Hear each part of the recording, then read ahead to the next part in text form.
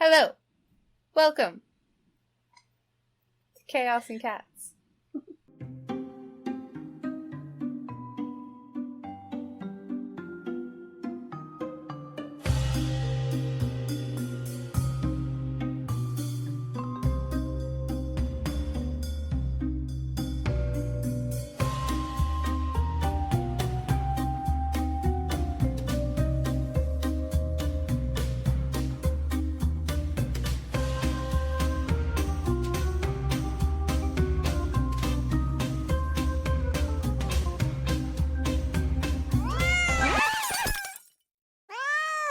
My name is Kaylee. And I'm Laura. Glad to have y'all here. Yeah, exactly. We're back for another one. If I've done out the math correctly, this is episode 7. Don't expect me to keep track very well throughout all of this, but if I continue on the right path from where I've started from this point forward, they will all be labeled correctly as what episode number they are, because recently they've been like, beep boop, what even is this? Are we gonna record? Literally that's what they're I've had to go through and figure out which ones, are what, and I'm like, Jesus Christ. It's fine. We're here. But yeah, no, this is a podcast with, little to no semblance of order, really. I get to drive Laura crazy with the lack of, what do I want to say? Not organization, but kind of the organization and planning and stuff. It's meant to be a bit more chaotic, look at that, there's the name. It's supposed to be more fun. It's supposed to help her not stress as much, but it just stresses her out more, and, well, what else are friends for? My unappointed life coach. Literally, we're both life coaches, but you know what? It's fine. Appreciate it. I need it sometimes, though. Exactly. We do it when it's needed, when it's absolutely necessary or the other asks for it. And we're like, listen, I need you to go life coach on me for a moment because shit's fucking serious right now. Oh my goodness. Anyways, welcome to whatever this episode may bring. Yes, and as always, good luck. Yeah, as always. Keep all hands and feet in the vehicle or couch or wherever you are at all times. And enjoy the show. I wanted to do the Hunger Games thing, but I can't think of the right words. Whatever be in your favor. Oh, yeah, I don't know it. That's all I got after all these years. It's okay. It happens. It's not the end of the world. It's fine. It's fine. It's fine. I am in my living room today, so I hope it's I was gonna say, so far it seems pretty good. Can you tell if I'm echoing when I'm in my office when we're just doing whatever? Can you already tell? Yeah, I can usually hear it. But it's not usually hold on, I need to turn down my microphone a little bit. Seeing me spike all the way over to red up here, and I'm like, what the fuck? Yeah. Alright. Well, you're fine. You're good. Yeah, but that just means I have to turn you up, so now we're good. Alright. Well, alright. There we go. Okay. I apologize. ADHD. What were we saying? Who knows? All I do know, though, is that I hung out with some of Mark and I's friends this weekend. Ooh. And that's what I'm calling them now, because it's technically Mark's work friends, but I've known them for 5 years, so... officially accepted. Any new friends Nick makes are more than likely going to also become my friends as well, because we're always together when we go and do stuff, because we get so little time together that if we go and do stuff, we're more than likely going to be doing it together. It's very rare that we go off and do something with someone or other people without the other person there. Exactly. So I just accept that they're more than likely going to become my friends, and even I expect some of my friends to become his friends half the time too, so. I think that's kind of how it should be, one giant group of everyone getting along. Exactly. Right. But we hung out with some of our see, I'm doing it again. I hung out with some of our friends, and we were playing this, I don't know, card game that we played before, but one of them was like, you should have Ryan on your podcast. He was one of the other guys there, and he is just wild. All right. Oh, He just says, I swear, he just says wild things to get people's reactions. And Bring it I on. can't even be mad at him for the shit he says because it's just fucking hilarious. We did karaoke the other night and he did Man, I Feel Like a Woman and then the classic Journey song, but also he rocked the house down. He was the correct. Great. He went to the crowd and was like, "Oh, it was killing me." I love a man that can put on a show. It was killing me. That's fucking great. All of us were like, "Nah, that's not for us to do." But we'll put a warning at the beginning of the episode, be like, "Warning, this friend's a bit cray cray. Don't know where this episode's gonna go. Good luck." It is true. Don't be offended by anything that happens or is said. Oh, but it would honestly be hilarious, and I was genuinely thinking about it, especially since he was like, "What is it called?" And I said, "It's called Chaos on Cats because it's about whatever we want, and it gets kind of weird and crazy or whatever." And that, you and I both have 2 cats, and he goes, "Oh, I have 2 cats." Oh my god, we have to do it. Oh my god. And we can literally explain why we agreed to do it. It's because he's a crazy motherfucker. We're crazy motherfuckers. And come to find out, he also has 2 cats. It sounds like it's meant to happen. For real. We should totally try to make that happen somehow. For sure. I don't know him very well. I've only met him on a few occasions. I guess I met him on like a half a dozen occasions, so I do know him decently, but like not like this. And see if he wants to come on the pod. I already know he does. Yeah, bring him on the pod. Feel him out a bit more and be like, all right, yep, let's go. You're coming on the pod. Come over. I love it. It's so fantastic. Yes. And then the one who recommended having him on our podcast was also like, and and by the way, I've been on a few podcasts. I'm suggesting people, might I throw myself into the mix? It was honestly really sweet feeling because I'm socially awkward, so I don't know how people really feel about me, even if I like them, so I just let them give that space. But it was just really sweet. My own anxieties and mental health issues tend to make me think people hate me when they tend to not. Right. Like, I'm sitting there like, oh, this fucking person hates me, and then I find out, someone tells me, oh, they love you, and I'm like, What? Like, what? That was so perfectly timed. Why couldn't we do that during our recording of that fucking little snippet? We were trying.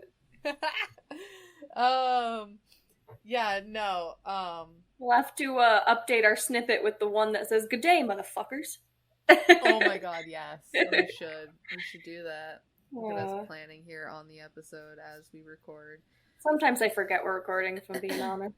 Honestly, and that's the way it's meant to be. It's meant to be like we're just sitting here fucking talking to each other, and you guys are here joining in on the conversation and listening to us and just hopefully getting some entertainment out of it.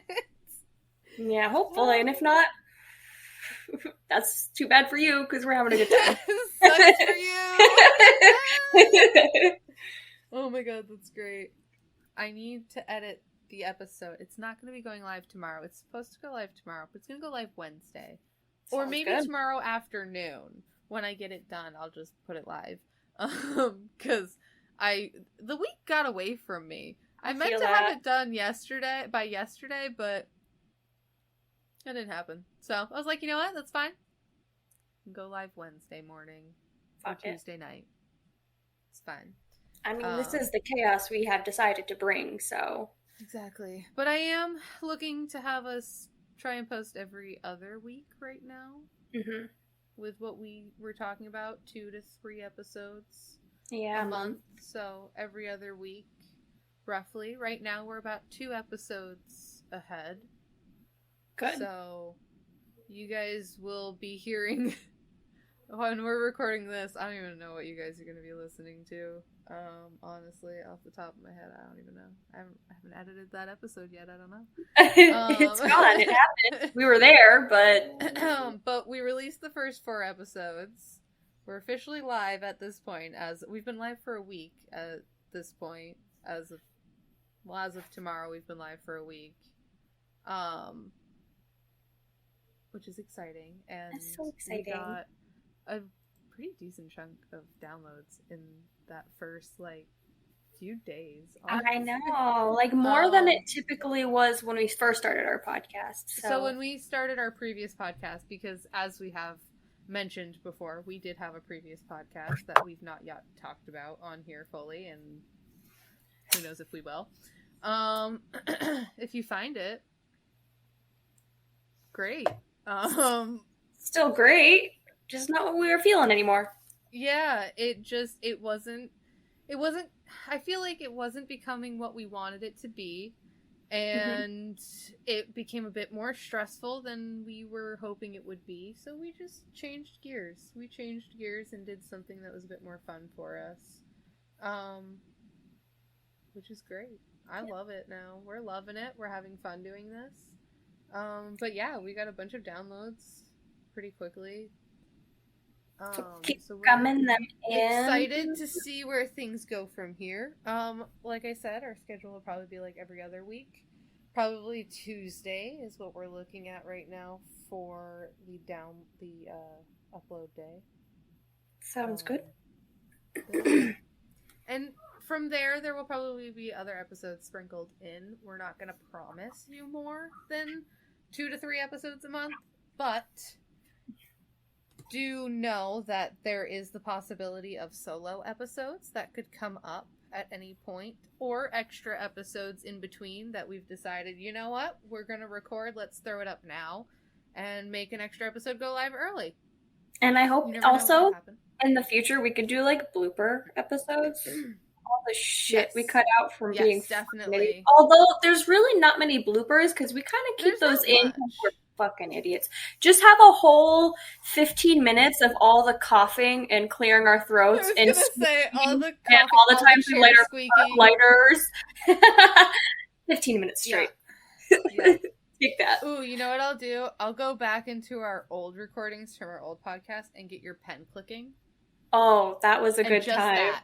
Just the pen clicking. Just the pen clicking.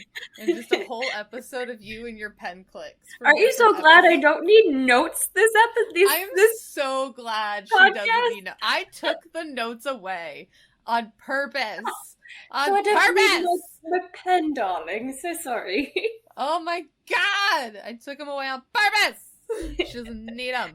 She clicks, and I get it because I click too, and I was like, Lord, bro, we're recording a podcast. You can't click during the episode. You're gonna drive other people crazy. I would listen to it, and I'm like, what is that? I'd I did the same thing. I'm like, what is that incessant noise? And then I realized it's her. She's clicking her fucking pen. I literally, every episode, I would literally sit there and be like, I got better. Click your pen. I'd be like, click your pen and no more.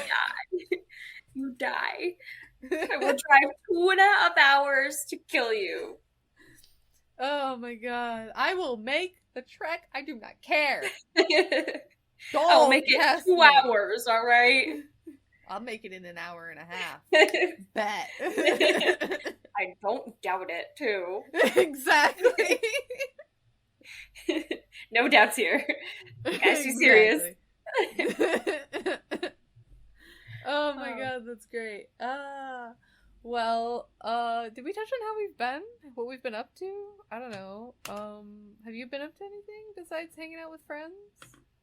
I know you shared that. I can share something too.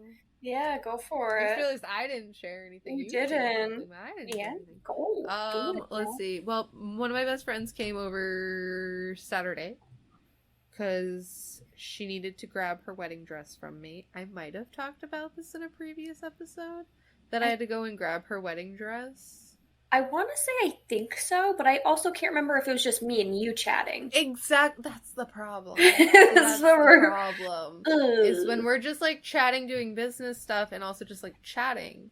I tell you things, and then I forget if I've mentioned it here. Yes. Anyways, best friend's dress was at David's bridal with them finishing the alterations and stuff. Well, David's bridal called her up and was just like, hey, we're closing. Come get your dress. And she's like, hey, no, I can't. I'm fucking working, and I live, like, I'm pretty sure she lives, like, a little over an hour away. Like, no. So I told her, I was like, all right, tell them I'm going to pick it up, and I will go grab it for you, and I will hold on to it until you can come and get it from me, or we can meet up. And so she decided to just come and stay the night because she wanted to get her ears re-pierced. Anyways, for the wedding, she wanted to get her first holes redone, and then she wanted to get her second holes done. So we did that. I got some piercings as well, because I don't know if I told you about this, but I lost my daith piercing, the one that was here. I was really sad. Did you get that one done when you got your last, like, sternum one done? No, I've had that one since I was really young. Okay. I got that one done when I was pretty fucking young. But I didn't have an earring in it for a little while, and I put one back in that was a little too big, and it stretched the hole, and it got, like, a little infected, so I cleaned it, and I think the earring I put in was also too heavy for it while it was healing, and I think it kind of started rejecting it a bit, and I thought I pulled it out in time to save the piercing hole, but the skin ended up basically dying and scabbing over, and when I, like, messed with it and, like, kind of accidentally peeled it, and it was like, oh, no, that hole's gone. So now I just have this, like, little, I don't know if you can see it. Yeah, it's just gone. It's just this little chunk there. Just missing. Yeah! It was so sad! Just literally missing. You're just sad! You've been, like, tagged with a hole punch right in your head. Hope told me I was like one of those cats that gets, like tagged on their ear. Exactly. I was like, God damn it. It's like I've been tagged. I'll know how to find your dead body anywhere. Gonna be missing your whole face. Let me see that ear. So, I got a couple of new piercings. I don't know if you saw the picture. I did see the pictures. Yeah, I'll describe it for you here on the podcast in case you don't want to go to my Instagram, which is at DearKitten3. And Laura's, is yours still at? Yes, it's still Yas Queen Coaching, but am I allowed to change my Instagram? Yeah, you can change it. Whenever I want? Yeah. Yeah. Okay. You can change your handle whenever. Maybe we can explore help you do those names because I have no idea what to call I was going to say, you're not promoting your coaching right now, because your coaching you're really kind of just using in your work right now, which is great. I am. I know. I got a job that you're able to do that. Exactly. So let's change it to something more fitting for you. We'll think of something. And it can't be my Feet Finder one, because that's embarrassing. No, you will not know what it is. If my mama can find it, there's something wrong. Hell no. But sorry, continue. You got hole punched. Oh yeah. Like a cat. I will describe. I have a horizontal industrial bar on my left ear, and just below where the bar sits, we did a vertical 2 piercings, like directly in the middle of the cartilage. I basically just went in and I went to her and I was just like, listen, I want something. Look at my ears and decide. That's what I did to her when I got my vertical industrial bar done in my right ear. I went in and I was like, I want something, but I just don't know what. take a look at my ears and tell me what I should do. That's what she did. Was it such a problem for me? Because I want so many more ear piercings. Yeah. And she looked at, she told me I have like the perfect ears for piercing. And I was like, thank you. Thank you. I'll be sure to come back. Exactly. And I came back. I've been to that shop many times. That's where I got my full sleeve on my right arm done, and my hip, and my little Care Bear one. My nickname in that shop is Care Bear. Aww. Because of my Care Bear tattoo, because that's how she remembers me, because she's really bad at, the tattoo artist, she's just really bad at remembering names. And I don't blame her. She sees and meets a lot of people, so she tends to remember them by, like, the memorable tattoo that they get done by her, that she's like, okay, I'm gonna remember that one. So for me, it's Care Bear. So that's how she remembers me. But yeah, so I've been there like a million times, but I went in and I was just like, put some holes in my ears. I don't know what I want. And she sat there and she looked at them and she was just like, and like we talked about a couple of different spots. I was like, I was thinking like doing something like maybe right in the center, right below the barbell. And she was just like, yeah, we could do like a vertical 1, 2. And I was like, done. I like it. Let's do it. Let's do it. I like doing things that are different. I guess my question that I always have for people who get lots of either tattoos or piercings, but which piercing has hurt the most and which one has hurt the least? I'm honestly going to say, including the healing process. I'm going to include the healing process in this. That sucks. Sometimes I can take that pain versus anything. The stab. Because sometimes the stabbing really sucks, but then it's the healing process of that area that sucks just as much, if not more. So in general, I find the cartilage ones are just usually a lot more painful because it's a thicker area and it's a lot harder to push through. Okay. But the most painful one was my vertical industrial bar right here. Because it's through my conch. It's through the shell of my ear. Oh, yo. The top part, up here was the most painful. It swelled to the point that I thought it was gonna heal around the ball. I was so terrified that it was gonna, like, heal around the ball because of the way it was swollen and trying to heal. And thankfully it didn't, and it was fine after, like, a month. But you even sleep on that side, healed too. Now. No, I couldn't really sleep on it. I had to, like, create kind of like a cradle around my ear so that it wouldn't be on the pillow, but I could lay on that side. That one was probably the roughest and sucked the most. Getting it done and the healing process. Yeah. I'm surprised that's not one of your chest ones. No, those really or your whatever this is called. No, that was a walk in the park. The bridge piercing, that was nothing. Did you have your tongue pierced? Yeah, that's what I thought. That one also sounds terrible.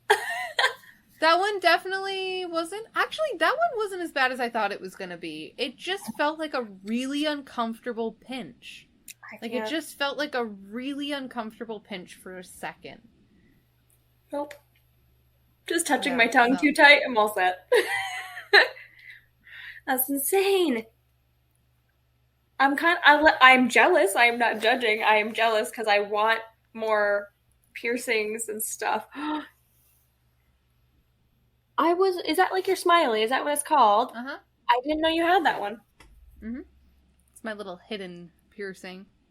I was talking to this girl and she said that actually her nose piercing hurt worse than that one because that one sounds terrible.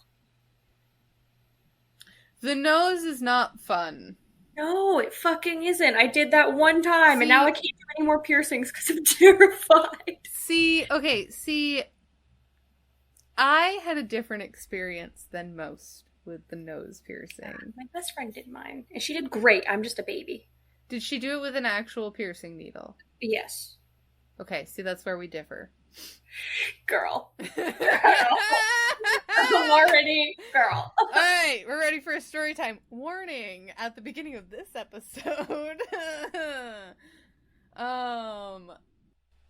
Yeah, so when I was like, how old was I? Sophomore year. It was my sophomore year of high school. Technically, I also did it when I was like in middle school, but that one closed up on me, but I did it on the left side. But I did this one sitting there in front of my mirror with a sewing needle, a paper clip, and I made it happen, don't you worry. Disgusting. Yeah. It like gives me the chills. I think it sucks. My older sisters did that with their belly button, and I'm like, huh. I did that with an actual piercing needle. I can't. But it's closing up on me now because I lost my jewelry and I just keep forgetting to buy a new one. And I said, fuck it, I'm gonna let it heal up so I can get it redone anyways. Because I didn't do it deep enough. So when I like do have a belly ring in, it just looks kind of weird. So I'm letting it heal up so I can get it redone. That's good. Yeah. So, but yeah, I got a couple new piercings. Exciting. That is exciting. I have a lot of piercings. Just so you all know. You wouldn't think it by looking at me because I've got a few that are visible on my face. I've got my Medusa, my nose, and my bridge piercing. But then, like, my ears are, like, fully pierced up. Yeah. There's a lot in there. There's a lot in my ears. I've got both of them. Normals. I had my belly button, but, I mean, it's probably still, I could probably still put something in there. You got your nip-naps pierced? No. I'm surprised. No. You seem like a pierced nips girl. Want to, but I keep my partner's preferences in mind, too, when I make certain decisions. Of course. And I've asked him about it, because, he has to be attracted to the body that I have. Of course. I asked him if I were to get them done, if he would like that at all. And he sat there and he really thought about it before he even answered me. Like, he thought about it for a minute, and he was like, I don't really think I would, because when they're in there, especially if you have metal ones in, like, it might be, like, metallic-y and stuff, and, like, I don't know, like, he was like, I don't know, it just doesn't seem like it'd be as fun for me, and I was like, alright, that makes sense. I see you. He wouldn't be mad if I went and got it done, he doesn't care, like, he fully knows, like, he cannot stop me from doing something, but, I keep his preferences in mind. I don't ask his permission for things, but I ask about his interest in the things that I'm considering doing. I told him about my bridge piercing when I wanted that, and he was totally like, yeah, cool, go get it, like, do it. And, he doesn't care. Yeah. But, I always like to, like, mention the things that I'm, like, thinking of getting done, because, I want him to know, like, hey, I'm thinking of getting this done. What do you think of it? And I think that's how, like, a healthy relationship should be, but it's always perceived as, like, getting permission, which I do understand people do that. We don't want that, but... Yes, exactly. And we don't want people having to sit there and ask for permission. And that's why I always sit there and end up saying at some point, like, I'm not asking for his permission for anything, because I don't ask for permission. Yeah, we're just having a conversation about it. And he knows that I don't ask for permission to do things unless it involves spending an exuberant amount of money that is going to affect him in some way too. So like that's not a big deal to him, like he knows that I'm going to do whatever I want, but I don't ask for permission. I just make sure that he knows what I'm thinking of doing, and I get his input on it and how he would feel about it, because at the end of the day, he is my partner, and I need him to stay attracted to me in some way, shape, or form, Like, that is a part of a relationship, is having that attraction to each other, especially if your partner is a sexual person, Like, you need to make sure that's still there. So I always like to at least, keep him in the loop and let him know, like, I'm thinking of doing this. What are your feelings? Exactly. Do you hate the idea? Does it utterly disgust and turn you away and off. Or are you cool with it? You're cool with it. Exactly.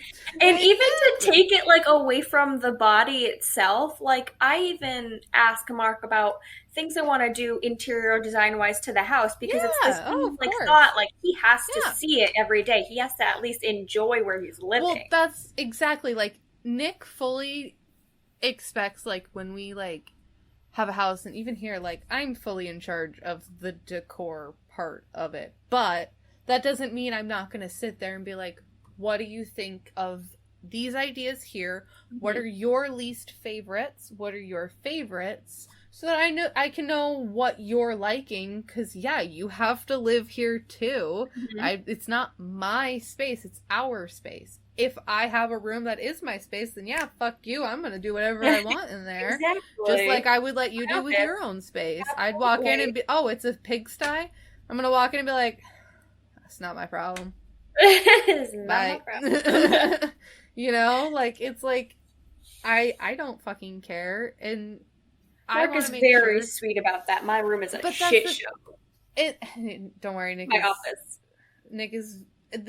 Nick and I share this space now, but before we shared the space in this room, it was purely my space, because he didn't really come in here to use his computer very much.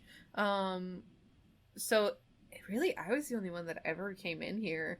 It got messy in here.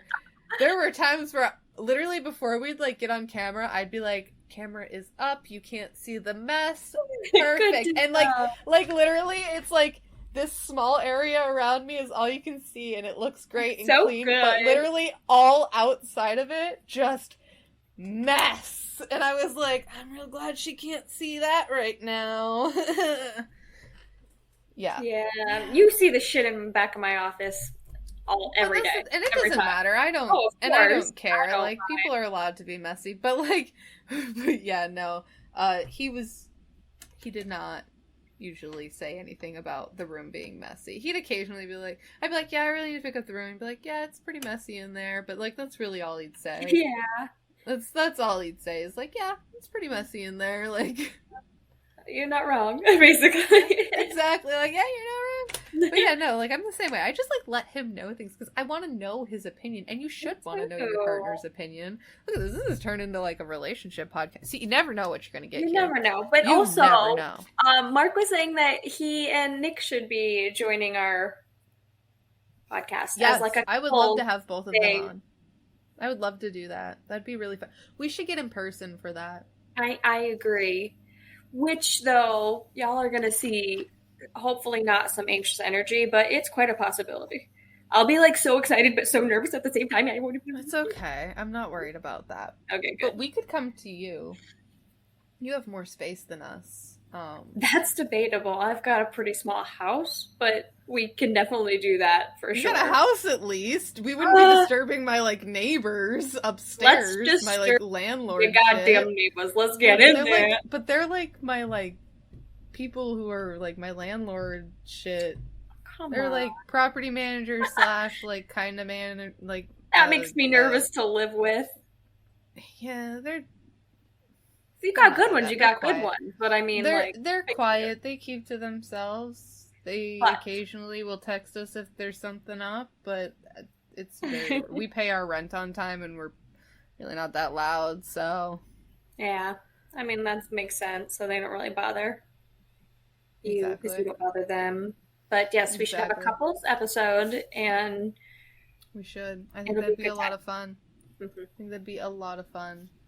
I'm down, and I know Nick would be down as well. So, you've heard it here. We're going to make it happen. We'll get the husbands on the podcast.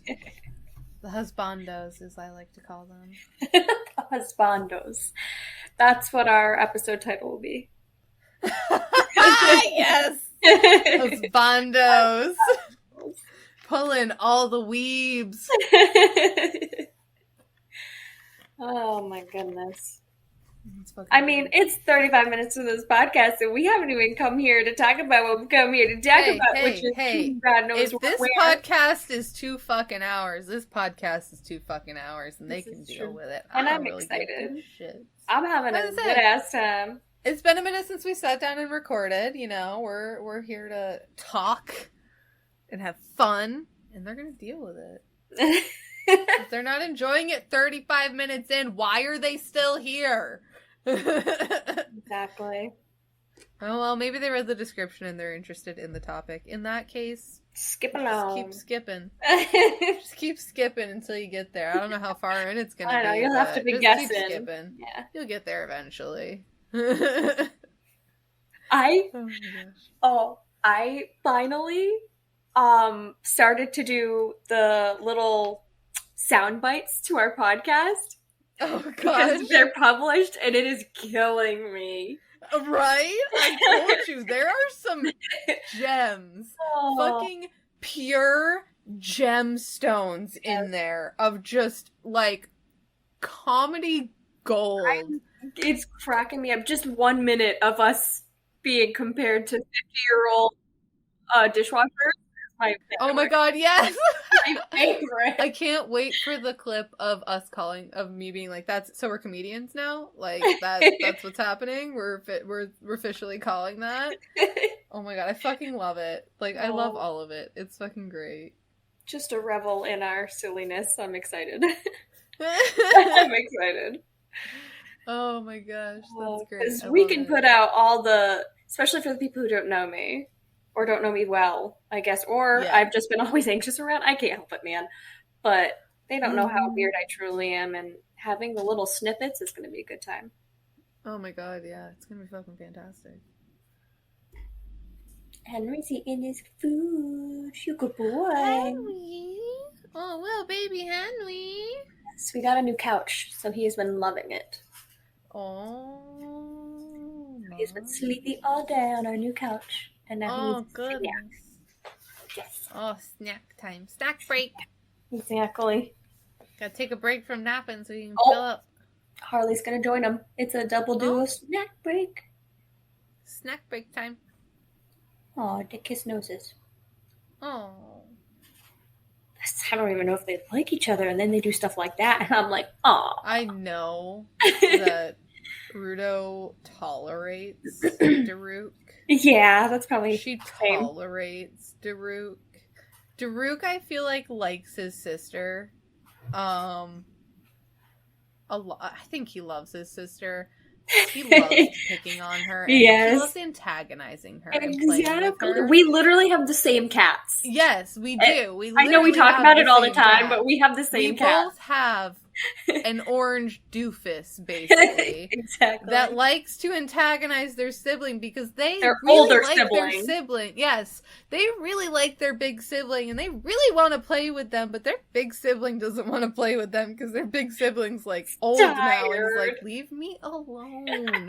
I just want to relax and get attention from mom or something. Exactly. Jesus. Like, please. Hey, I saw her tackle him the other day, so that's in for funsies. So I'm like, Rudo gives in. Rudo gives in and plays with him, but 9 times out of 10, she hisses and smacks him in the face to leave her alone. Because she usually doesn't want to play with him, but when she's in a playful mood, she'll fucking ambush him, she'll play with him, she'll take him out. But it just depends. It depends the mood she's in. Ma'am, is but your food nine times out of 10 when he wants to play, she does not because he doesn't have an off switch. Yeah, because they're still borderline kittens-ish. They're just young, 2 or 3. Actually, he just turned 4. Wow. Okay, still young, but I don't even know. He's 3 years younger than Rudo. Yeah. He's 3 years younger than her, and that's still pretty decent. Once they start getting to like 7 and up, they start getting a bit more lax. Yeah, I think Harley's 11 or 12, and Henry is like 2 or 3. So it's like she's good for her. I think it keeps her young. So Daruk just turned 4, and he's still as fucking crazy and psychotic as he's always been. It is what it is. It is. I'm loving it. Yeah. Oh, I love it. I love it. I told Nick the other day, I'm like, honey, I want a third. I want a third kid. Always talk about it. Let's get a third baby. I'm not allowed to get a third until we have more space, which is fine, but I want another one. I've never had, like, a kitten. Like, growing up I have, but not on my own. Oh, it's fantastic. So I just feel like they're easier than dogs, because they stay inside. See, we got Rudo and Daruk both as kittens. Oh. Yeah, we got both of them as little itty bitty babies. Oh my goodness. I think they were both like 6 months old when we took them home. So. That's awesome. Just little itty bitty babies. Oh, it's the best. Oh, they grow up too quickly. I will tell you what. The moment you get a kitten and you see it right next to, like, fucking Henry, he's gonna look like nothing but a cat. Like a full-grown cat to you. You're never gonna see him as a teeny baby anymore because you're gonna see a teeny baby next to him and be like, oh my god. That's what happened to me with Rudo when we got Daruk and I brought him home and I had him, like, right next to her. I was like, oh no, my baby's not a baby anymore. I can't deal with this. Oh my gosh. I think I'm gonna lose my shit if I ever get a kitten. In the best way possible, for sure. Oh, it's wonderful. It's tiring, exhausting, and wonderful. Yes. All at the same time. Because they are still a lot of work, just like a puppy. But, I mean, I do think they're a bit easier. Because, I mean, I'm not gonna lie. We got Daruk, and after having him for a week, we left for a week. We came back and he was still alive. He's still fine. He figured it out. Still fine. We had a camera. We could see them. We knew he was still alive and okay. He's got an older friend to help him. Reluctantly. An older sibling that's like, what the fuck is this thing? Why is it still here? Right? You guys left and this thing is still here. With this? Stranger danger. Get out of here. Oh, and it's funny, Daruk is a big advocate for stranger danger. Big advocate for stranger danger. Listen to Daruk. When he comes in, and when you come in and he doesn't know you, even if he does kind of know you because you've been here before, fucking gone. Henry will love on you, probably. Harley says, get fucked. Rudo will love on you. Rudo will ask for attention. She will also hiss at you. Oh, so she's social in any attitude. Got it. It is a customary greeting. Everybody gets at least one hiss, maybe two. And we've both agreed that it's her basically being like, I don't know you. So, like, watch out. But, like, we're cool, you know? Like, it's like, here's a little warning of, like, hey. I'm in charge. Fuck with me. But, like, hey, we're cool. I'm gonna rub on you and I want you to pet me. Like, I want you to pet me. I want the attention. Don't fuck up. Don't fuck around and find out. Like, we've agreed that it's like her little, like, a little warning to you, but like a little greeting. Like, it's just a customary greeting at this point. Everybody gets at least one hiss when she meets them. I cannot wait. Mm-hmm. To see if I get one hiss or two. Mm-hmm. You might get a couple. It depends. It just depends. I don't know. Are more hisses better? Worse? I don't know. Exactly. I want to know where I'm ranked, though, because I'm competitive. So. Yeah. I feel it. I get it. I get it. Yes. Like, I want to know, like, girl, am I getting more hisses because you like me? Like, what's going on? Because we're, like, extra buddies? Or, like, do you sense that I'm also a baddie? And you're like, listen, I'm giving you an extra warning just in case. Like, I see your aura, alright? I see you. Like, you know, like, I see you. Don't throw down. I guess since we're at, like, we can start whenever. You know. Why don't you go first? What do you got first this week, Laura? What do you got? What do you got for me? Well, I have two things, but one of them was from a really long time ago, so I don't know if That's it's okay. even relevant anymore. But did you ever hear of someone finding like miles long of pasta on the side of a river in like New I Jersey or feel like something? I did. Sorry, the second I turn on my Wi-Fi on my phone, everything gets fucked up. Yep, exactly. So, Exactly. Yes, I remember learning about this. okay, because I was looking into it because I'm like, what the fuck is this? And then I got a news article on it that the person who did it did not get like in trouble It for was it. not, it wasn't intentional. I read that he didn't think that that was going to be the outcome when he put it there, but I think he said Yeah, no, he like didn't. his mother died or something, and she was like Yeah, and a hoarder of all that he stuff. threw a bunch of pasta out into the Yeah, woods because he didn't know what to do with it, so he threw it yeah. out. And he just wasn't thinking that it was going to rain Yeah. because it ended up raining like that night. And because it ended up raining like that night, it all absorbed all the water and just oh my god, it was insane. But he just wasn't thinking in the moment and realized, And oh, he I dumped probably shouldn't do this. Oh 500 yeah, it was a lot. pounds of pasta.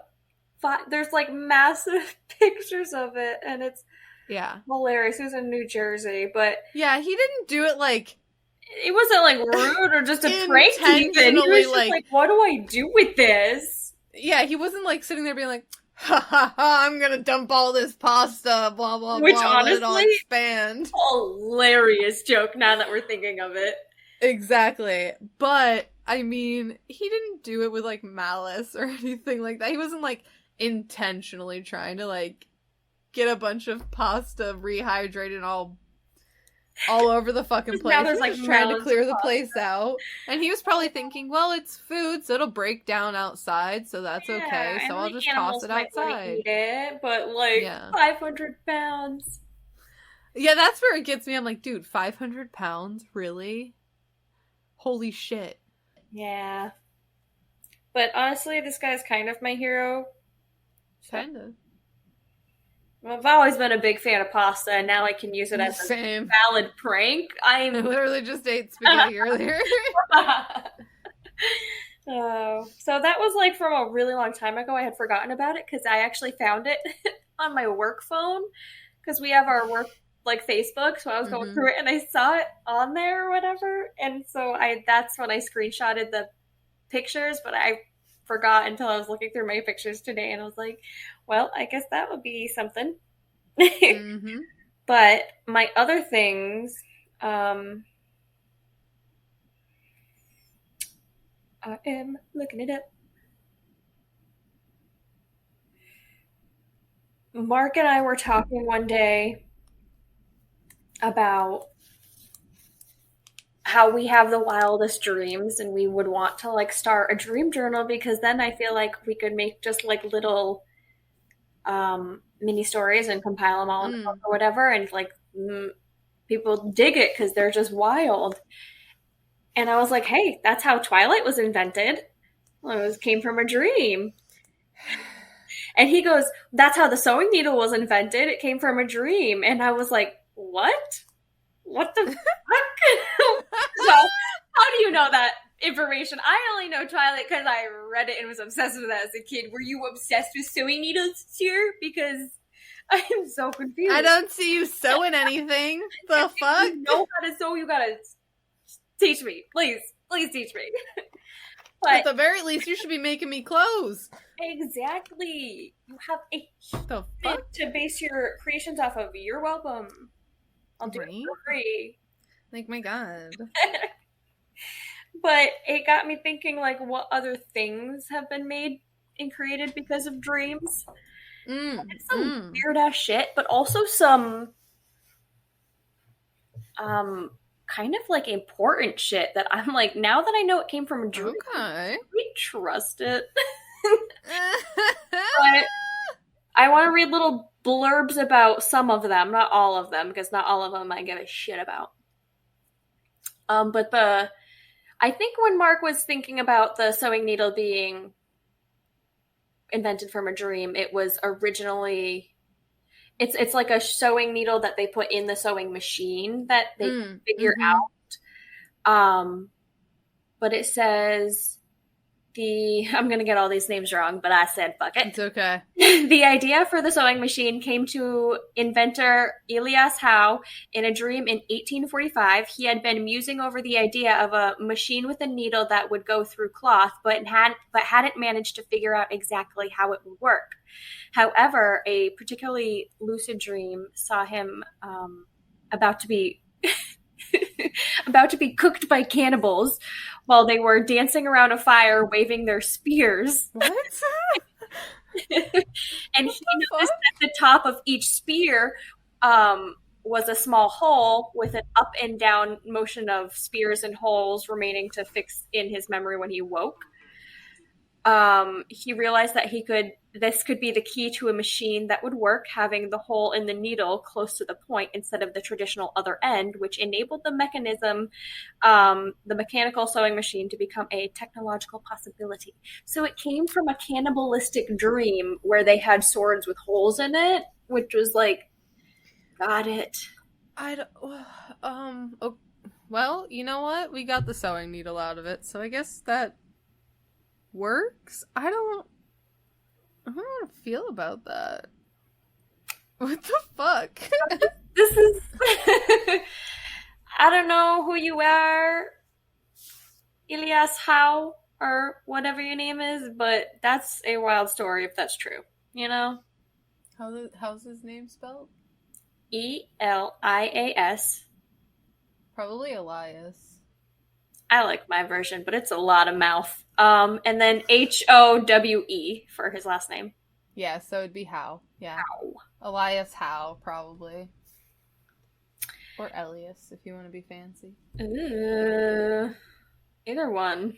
All three. He'll take it because he was going to let himself be eaten by cannibals. So. Yeah, apparently. Other things that were made and created via dreams is the song Yesterday by the Beatles. I'm not going to read that one because, no offense, I don't give a shit. No, I don't really either. Is the theory of relativity. Like, this is where I'm concerned. I understand Twilight, but the theory of Are we serious right now? I understand Twilight, but the theory of relativity really just slips past me sometimes. Like, I can't truly grasp it, you know? And the fact that it came from a dream, though. Like, I can understand Twilight being made from a dream, but... Oh, that's great. Well, maybe he was looking at all his numbers or formulas and shit in his dream, and he figured it out. I don't know. It says that Albert Einstein, it's the legend has it that Einstein dreamed one time that he was sledding down a mountainside at an enormous speed, which caused the stars to change their appearance. And while sadly, it's more probable that his ideas were the result of hard work and natural mathematic gifts, thank God, we can't rule out the idea that his remarkable, capable brain was given a bit of help while he slept. Okay, I see where they're going with this now, and I can accept that a bit more. I will accept it, but at least they will be like, whoa, he was a genius, so let's just put that out there, alright? Well, when you started with legend has it, I'm like, all right, what is happening here? Like, is it true? Is it false? We'll never know. But the Terminator, also don't give a shit.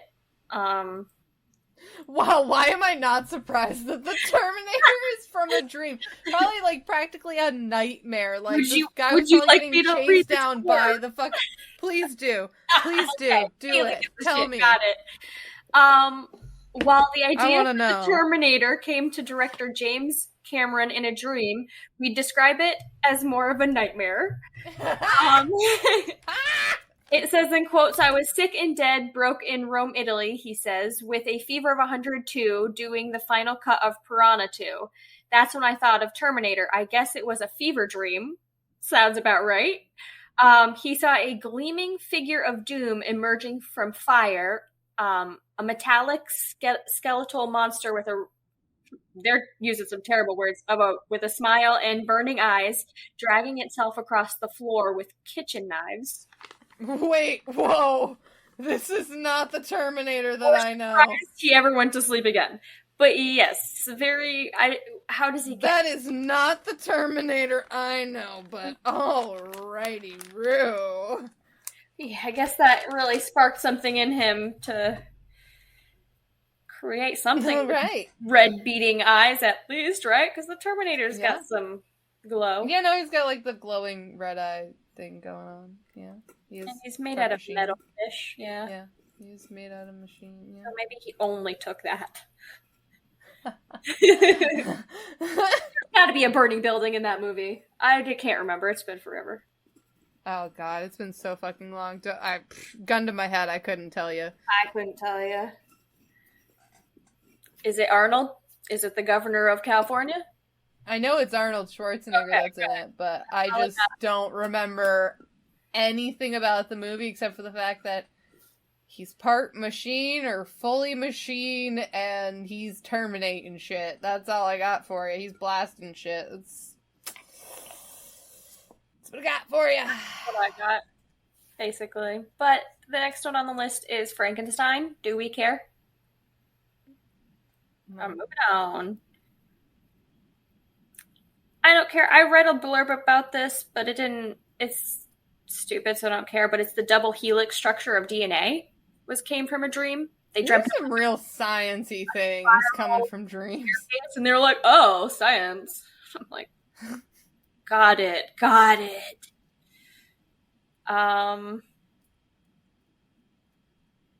More sciencey things. It does say Twilight. It says, we all knew that. And it's so funny, too, because the article starts at saying, look, we never said it was all good things that were invented in dreams. Excuse me. I was obsessed with those books and those movies, okay? I don't give a shit. But we can't say they're, like, a true masterpiece. Well, no. There's some piece, but it got my little teenage heart. And that's right? All that matters is when Laura needed Twilight, Twilight was there for Laura. Exactly. And that's all that matters, you know? Twilight? But when we look back on it now, we go, huh. No, I'll watch it. A little weird. I'll watch it immediately. I might not read it again because that's a lot of work, but I will. I mean, I've rewatched the movies and stuff here and there, but yeah, no, there have been times where I sit there and I look back on it and I'm like, huh. Yeah. Huh. Also, this is the level of acting. CGI. Oh my god. That baby. And it didn't get better as the child got older either. So it's like worse. Oh my god. Rough. Alright, anyways, what else you got on that list? Off the Twilight. I also like some of other Stephanie Meyer's books, so I can't even hate. But claims the idea for her hugely successful Twilight franchise came to her in a dream on June 2nd, 2003, because she remembered. She dreamed of a girl and a vampire who loved her but still wanted her blood and quickly set about writing the draft of what is now chapter 13 in the book. And I do remember her, I loved these books. So I remember watching interviews on her and she said it was like the scene they have in the movie is like they're laying in a field of flowers and he's like sparkling in the sun and stuff. And she's pale no matter what she does. So that's the scene that they're talking about, in case anybody knows. Another one I'm just not understanding is the scientific method was derived from a dream. Wait, what do we mean? Wait, what scientific method? The scientific method. What's the scientific? We shall learn. Okay. What the fuck? Renee whomever. Is that actually their name, or are you just not pronouncing it? Descartes. Okay, all right. We'll go with Renee whomever. Oh God, I'm so sorry. The article will be linked in the description. I hate you all creators of all things, but I'm terrible with names. Words. She'll be sourced down below in the article. But she helped establish the framework for the scientific method guiding principles in his trustees. And then they named the stuff, because I'm not reading all that. Published in, it's a book, 1637. And then they named the stuff. But I'm not reading all that. It's a book. Crystallizing the modern science, read it. which of course led to the great discoveries and advancements that followed. We're gonna have to read up on what the scientific method is, because it's not giving us clear instruction. I'm Googling it. But he would not have written it at all if he had not dreamt one night during a stint in the army of a new project for his life, to rejecting everything that he had been taught was true and building it back up on an arguable firm foundation. Descartes' 4 principles were to doubt everything, break every problem down into smaller parts, solve the simplest problems first, and build up from there, and to be really thorough. So the one thing he didn't or couldn't doubt is that he existed. Thus, his famous phrase, "I think, therefore I am." Okay. Thank you. Okay, so we've got the dictionary definition, which I will read to you. A method of procedure that has characterized natural science since the 17th century, consisting of a systematic observation, measurement, and experiment, and the formulation, testing, and modification of hypotheses. So basically, making an observation, forming a hypothesis, making a prediction, conducting an experiment, and finalizing the results. So basically being thorough in your research. That makes a lot of sense. Is what the scientific method is. This is where we're so smart, but so dumb. I love it.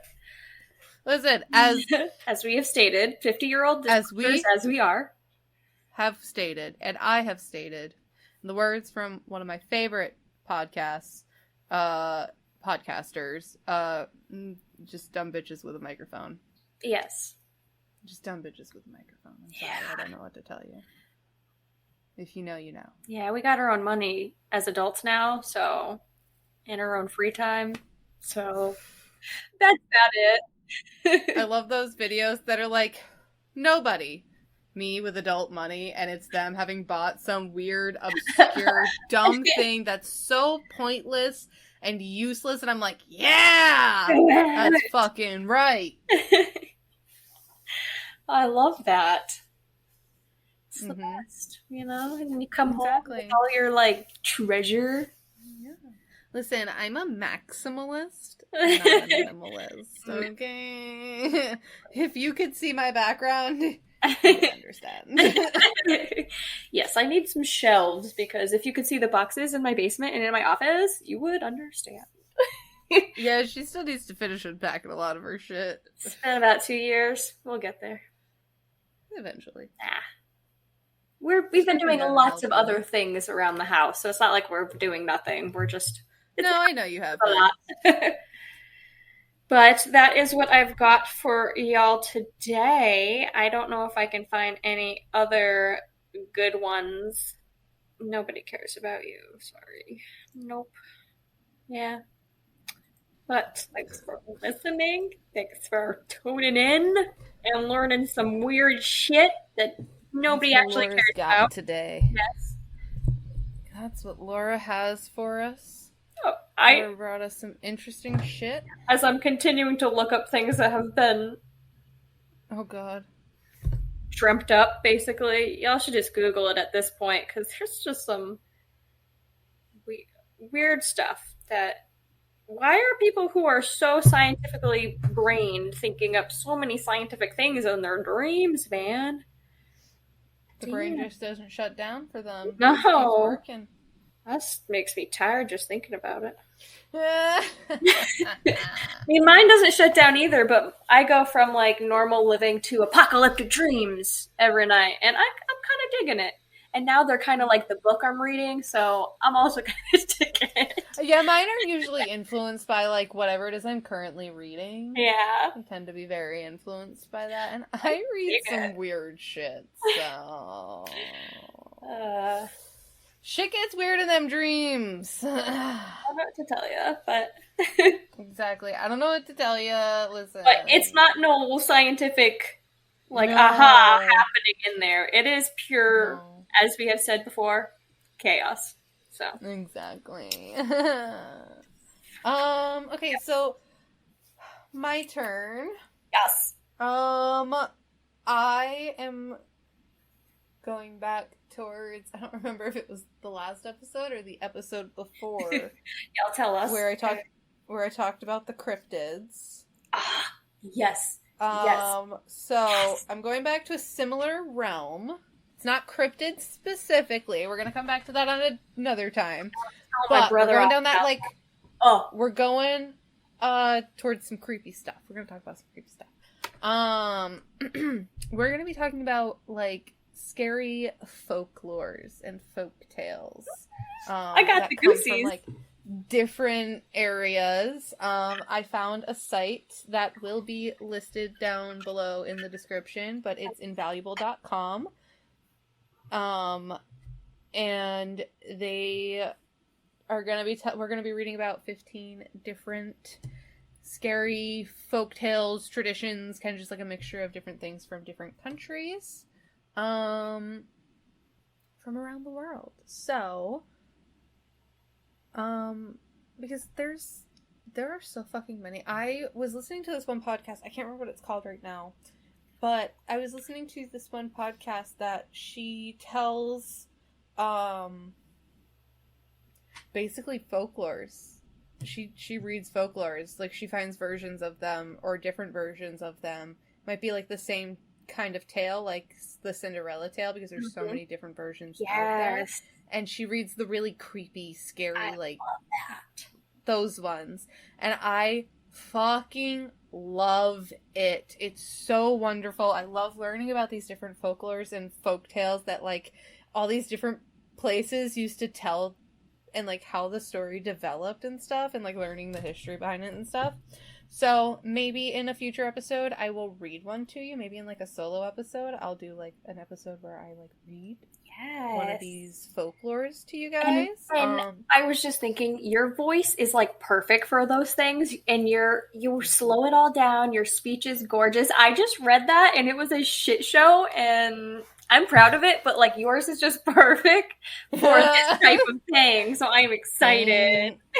Thanks. It's really funny because so Nick has started live streaming and doing Twitch and stuff. And so have I, and it's so funny. We'll be using the same fucking microphone, okay? And he'll talk, it doesn't pick him up, and I talk, and it's like spike. Yes. Like real loud, and I'm like, I just got a voice for the microphone. I'm sorry. I don't know what to tell you, baby. And he's just like, yeah, whatever. Yeah. I think it's so funny. I love him. Oh, gosh. But yeah, so I'm going to tell you about a handful of different folklores.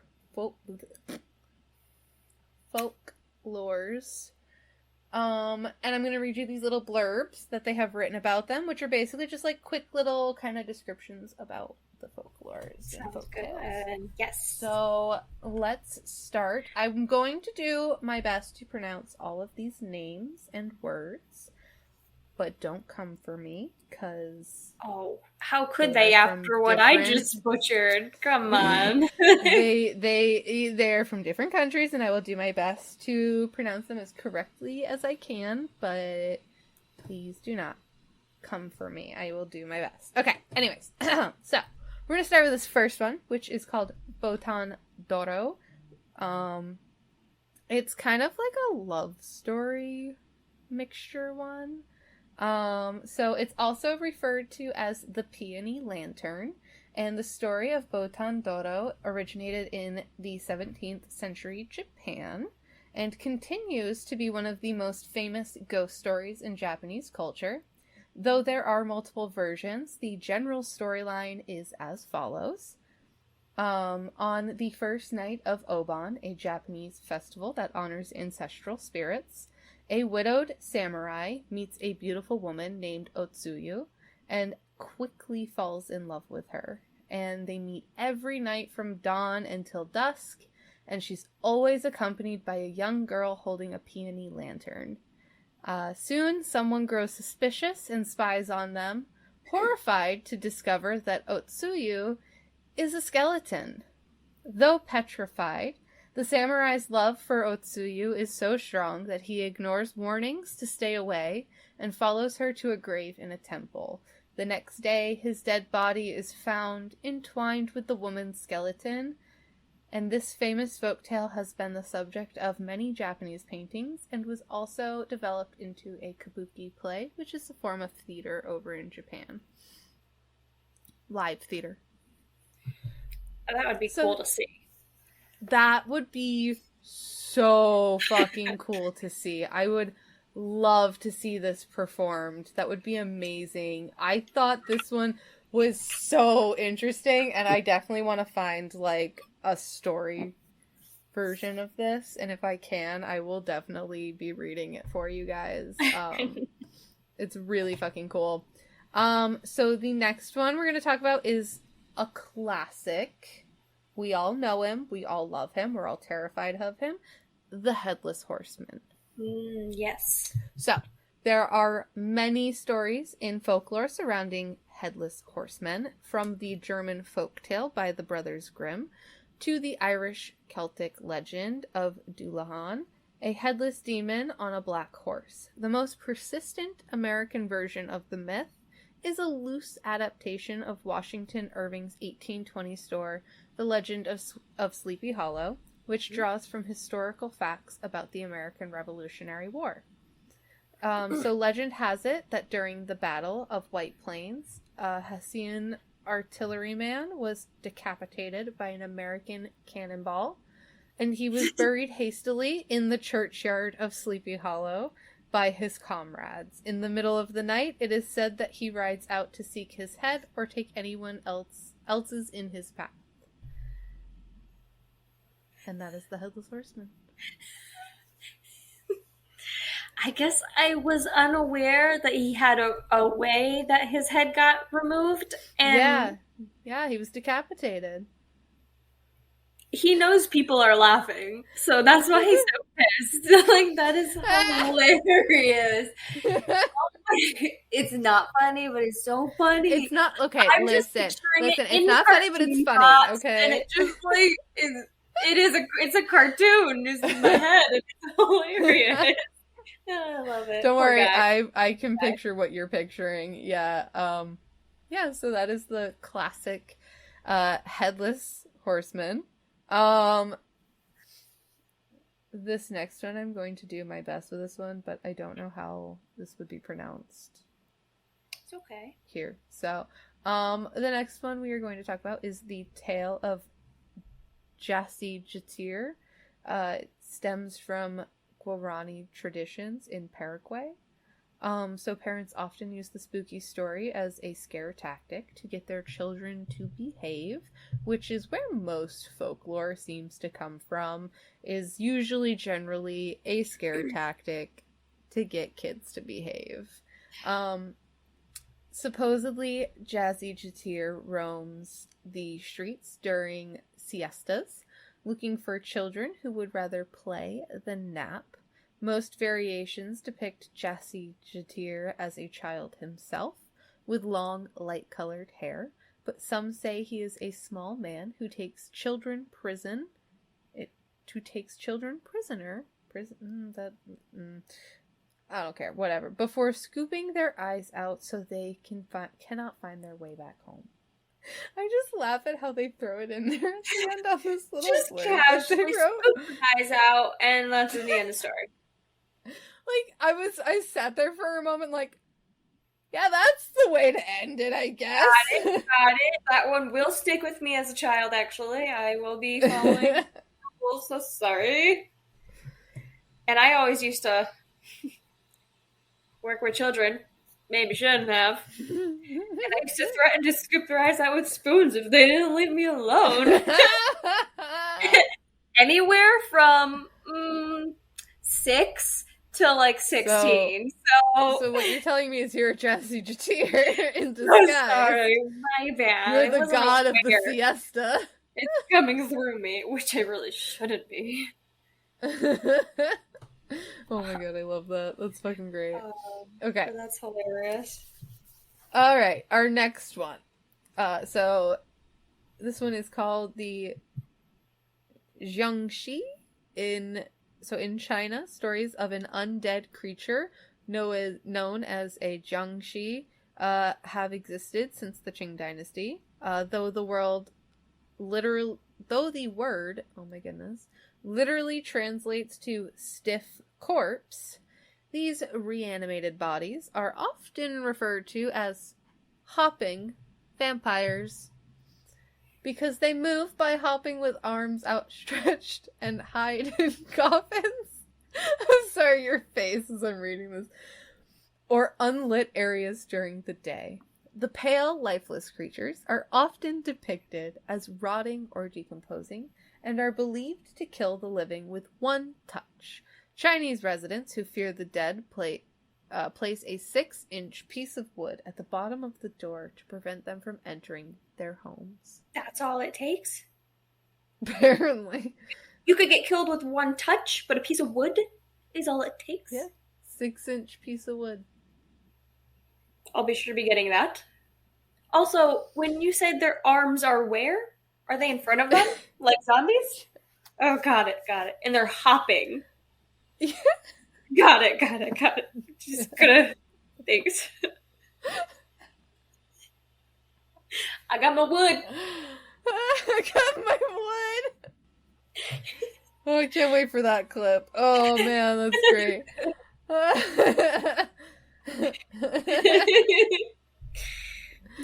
Yep.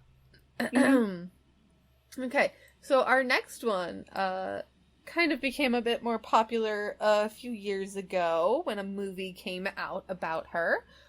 This one is about La Llorona. I really trip up on that last part. That's all right. La Llorona. She is one of Mexico's most popular tales. And La Llorona translates to weeping woman. Though no one is certain from where the story originated, it has been haunting Mexican families since well before the Spanish conquest. Details vary from source to source, but the general idea is that La Llorona started as a beautiful woman named Maria. After her husband left her, some versions say for a younger woman. Always. That seems to always be the case. She drowned her children in a river out of rage. Maria felt immediate remorse and threw herself into the river in an attempt to reverse her sins. Instead of finding forgiveness, she is cursed to walk riverbanks for eternity, where she kidnaps and drowns other children out of spite. It is said that if you hear her cry, you will soon encounter the same fate. La Llorona has been represented in many forms of Mexican art throughout the years, including film, poetry, theater, and literature. And I know a movie came out a few years ago about La Llorona. It's a horror movie. Yeah. I don't think I've seen it, but I do recall seeing like trailers for it. Mm-hmm. I don't think I ever actually watched it either, but I saw the trailers and stuff when they were out. And I saw a few other videos like where people were talking about the lore about her around the time that the movie was coming out and stuff. Mm-hmm. So that's when I learned about her. I want to watch that movie because that sounds fucking creepy, but cool. Right? Yeah. So the next one we have, they have written above it here, the scariest creatures to walk the earth, which is apparently what we're getting into now. Got it. Love it. That's what this little title says, so let's find out. So the first one here is the Banshee. The Banshee is Ireland's best-known spirit. This female figure roams the countryside and is said to wail as a warning that death is near. Though she does not cause death, her presence is believed to foreshadow death's arrival. Historians have traced the Banshee story back to the 8th century, when it was customary for women to sing sad songs to lament a death. There are a few variations as to how the banshee appears. Some depict her as a beautiful young woman with flowing white hair, while others describe an old woman with dirty, rotting teeth and long fingernails. Two very different descriptions. So one's to tell you you're gonna die, but you'll be saved, and the other one's saying you're gonna die, but you're gonna be fucked. Yeah. Yikes. Yeah. Naturally, yeah, exactly. But she doesn't at least cause death. So, she does not cause. So she's just a warning of death. Kind of cool. It would be terrifying to see because that's the meaning of it, but I'd be like, oh shit, who's dying or what's happening? Because I don't want to be around for it and I don't want it to be me. Exactly. I don't want it to be me. Oh, all right. Our next one is the Deer Woman. Mm-hmm. The Deer Woman is an animal spirit that appears throughout Native American art and mythology. She is sometimes depicted in animal form, sometimes human form, and sometimes both. Deer Woman is associated with love and fertility, but in contemporary tellings, she takes on a mischievous role. The spirit is known to seduce promiscuous men and leave them to die or waste away from longing. I mean, like, friends. I don't see the problem. Should we have her on our podcast? Like, it sounds like we should get her in on the podcast. Sounds like she'd be a great person to talk to. I think we should talk to her and ask her about, just her. Yeah. What is the Deer Woman like in life? What is she? What's going on with you, girl? Yeah. I support her. Deer Woman for President 2024. I support Deer Woman. Yep. Deer Woman for President. The next one on our list is a pretty well-known one. I'd say he's become a bit more popular recently in media and stuff. It would be the El Chupacabra. Yes. The legend of the Chupacabra began in Puerto Rico in 1995. Ooh, a year before I was born. Same queen. I was gonna say, a year before you were born, too. A year before we were born! I always forget that you're technically a little younger than me. I always forget. Yeah. How? What month? I think it's only by a few months. Yeah, yeah. And I'm May, so. Yeah. Yeah, I'm only a few months older than you. That's what I thought. Anyways, El Chupacabra. Began in Puerto Rico in 1995 after a series of attacks on livestock occurred. The animals appeared to be drained of blood with puncture wounds around the neck, but the deaths were never explained, though the description of the creature varies. It's said to have a forked tongue, large eyes, and alien-like quills. The tale of the Chupacabra eventually spread to other parts of Latin America and even to the United States. It is widely believed to be true. I'm pretty sure I mentioned the Chupacabra in the episode I did with the cryptids.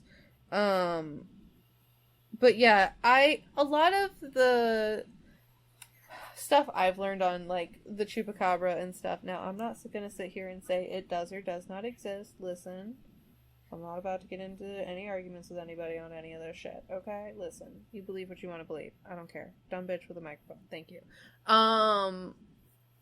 But there are a lot of times that you see, like, the photo evidence of them. It's usually, or even, like,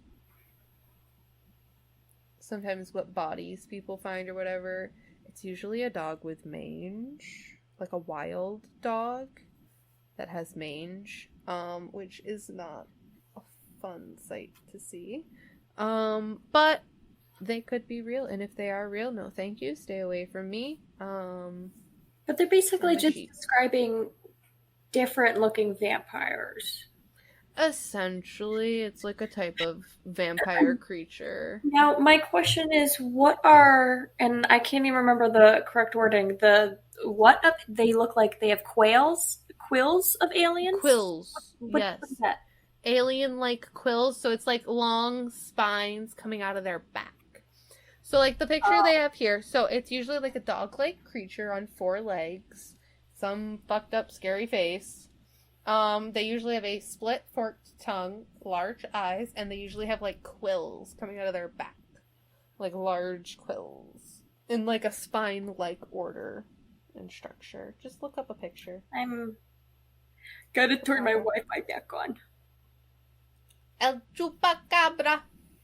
You got all that to kill somebody with, and you're gonna do 2 puncture holes with your tongue? I'm saying. No thanks, though. I mean, a lot of animal-looking things I want to pet, but maybe not that one. Yeah. Okay, this next one I will do my best to pronounce properly, but I do not know exactly how it's pronounced. So, Hawaiian art and culture has a rich history of mythology and folklore, and one of their scariest tales is that of the Hukaipo, which translate to spirit ranks. Also known as night marchers, the Hukaipo are thought to be ghosts of ancient Hawaiian warriors who come out on sacred nights to reenact old battles, toting archaic weapons, helmets, cloaks, and raised torches. Anyone in their path risks harm, though it is suggested that you may be spared if you show proper respect to the marchers. So that is Hawaiian? Yes. Okay. I mean, that one just kind of straightforward, so just be respectful, alright? Yeah, exactly. Be fucking respectful. Jeez. How hard is that? Jesus. I love it. Both of us are just like, Jesus, how fucking hard is it to be respectful? Alright. This next one is the legend of La Ciguapa. La Ciguapa is one of the most renowned, the legend of the La Ciguapa is the most renowned in the Dominican Republic. Ciguapas are small, feral women that inhabit the mountain areas, lurking in the shadows and waiting to capture lonely men. They appear to have extremely long hair that covers their thin bodies and backwards feet. One of the earliest written accounts of these creatures appears in novelist and poet Francisco Javier Angulo Guerridi, 1866. Sorry, there's a lot of names for one man. Short story La Ciguapa, where he provides a lengthy description of the mountain women, since they have been an important part of the Dominican Republican of I cannot speak tonight. Oh my fucking god. Of the Dominican Republic's culture and represented in mythical paintings and sculptures. Are they, like, how little are we talking about? Just, like, I don't know. Small in terms of, like, because they're thin? I don't know. Are they, like... It doesn't say. Elves? It says women, so I assume they might be the height of, like, your average woman. Thin. Yeah. I don't know why, but when you were describing all of that, I don't know if I'm going to get the movie right, but I want to say it's... No, it can't be. I don't know. I was going to say it's Dude, Where's My Car? But it's like there's just these naked women with super hairy legs, and they're in the forest. That's the only scene I am thinking of, but that's what I thought. And if you know what Laura's thinking of, it's definitely write to us. Yes. chaosandcatspodcast@gmail.com. Let us know if you know what movie she's talking about. They were just all natural women, and these guys were like drooling all over them, but also like kind of freaked out because it's still like a 90s movie. I don't know, but that's what I picture is them just being like, I got you. They weren't creepy to them. They were quite eccentric, so. Well, that's what I got for you. I appreciate it. For the folklore around the world. Quite interesting, quite creepy. There's a lot, so fucking much more out there. So we will come back to this at a later date. Don't know when, but at some point we will revisit and talk about some more creepy folklore that's out there. Stuff. Yes, I love it. Yeah. Exciting. But yeah, so I think that's it. I think that's what we got for you guys. Yeah. So you guys can follow us. You guys can follow us on Facebook, Instagram, and TikTok at Chaos and Cats Pod, and we also have our shit up on YouTube. I did see that. That was so cool. That is at Chaos and Cats Podcast. It's literally not much right now. It's just our artwork and the audio, but they have podcasts on YouTube now. So if you use YouTube at all for podcasts, we are also available on there. We're available basically wherever you can get a podcast. And if we're not, let us know and we will get it on there, especially if it's your preferred site. Definitely. Happy to do it. We are working on more stuff for you guys, like we said. We're committing to 2 to 3 episodes a month. So every other week, expect an episode. But in between that, we're hoping to start sprinkling in some extras. Like I said, maybe me coming in and reading some folklore to you guys. Maybe Laura will find something that she wants to do for you guys. Maybe we both get together and record an extra episode and throw it out. Who knows? We're still kind of working on all that and figuring out what we want to do with that. But for now, expect an episode every other week, basically. And anything else will be a happy surprise. So, just like the happy kitty surprise. Another kitty! Harley. What? Oh my goodness. Hello, Harley. Anyways, I was saying, follow us, subscribe. We're also probably going to start working on possible Patreon type stuff, or Apple Podcasts has some subscription shit where you can possibly get some episodes early. We're working on stuff like that, so look forward to all of that. Yes. And thank you for joining us. We hope you come back. We hope you think we're as funny as we think we are. Yeah. Have a good day, night, whatever time it is for you. Yes. Goodbye. Bye.